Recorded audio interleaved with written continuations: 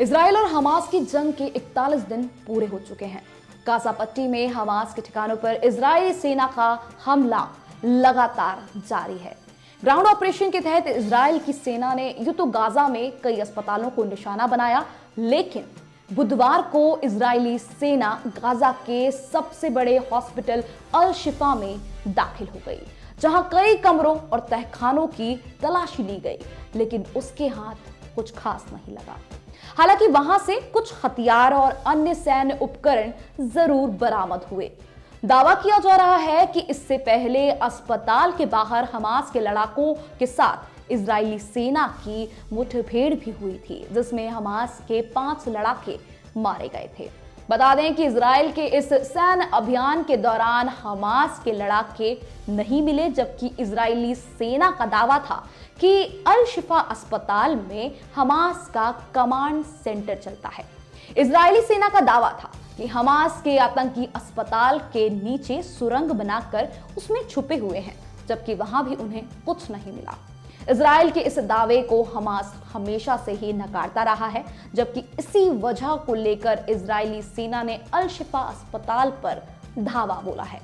मगर वहां अंदर हमास का कोई फाइटर इजरायली सेना को नहीं मिला, ना ही अस्पताल के नीचे किसी सुरंग में कोई सुराग मिला।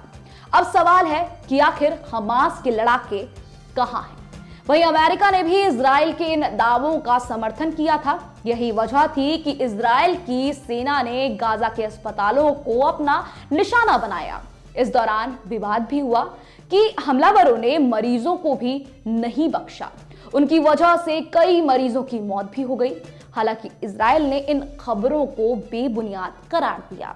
अपने दावे को पुख्ता करने के लिए इजरायली सेना ने अल शिफा अस्पताल के अंदर का एक वीडियो जारी किया है, जिसमें अंदर मिले 3 डफेल बैग दिखाए गए हैं। ये MRI लैब के आसपास मिले हैं। हर बैग में एक असॉल्ट राइफल, ग्रेनेड और हमास की वर्दी थी। इसके अलावा एक कमरे से गोला बारूद, कई असॉल्ट राइफलें भी बरामद हुई हैं। एक लैपटॉप भी बरामद हुआ, जिसे जब्त कर लिया गया है। वहीं गाजा ने इजरायली सेना पर आरोप लगाया। गाजा के प्रशासनिक अधिकारियों का कहना है कि इजरायली सेना की घेराबंदी और हमले के दौरान 3 नवजात सहित कई मरीजों की मौत हो गई।